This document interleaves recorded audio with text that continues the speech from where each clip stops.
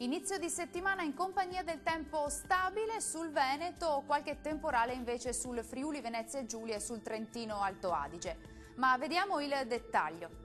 Sul Veneto più nubi sui settori settentrionali con locali rovesci e temporali, addensamenti e qualche rovescio anche sulle aree orientali, tempo più asciutto e soleggiato sulle pianure di centro-ovest.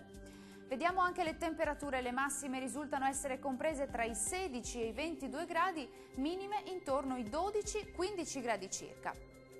Spostiamoci ora sul Friuli Venezia Giulia. Qui avremo molte nubi con rovesci e temporali diffusi e addirittura qualche nevicata intorno ai 1900-2000 metri. Temperature massime sui 17-19 gradi, minime attese tra 12 e 15 gradi circa.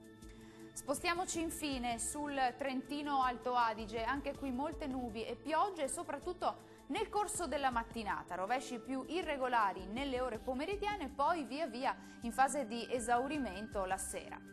Le temperature risultano essere in calo con massime sui 17-18 gradi circa, minime attese sui 12-13 gradi. Il mare sarà generalmente poco mosso e venti moderati dal nord-ovest.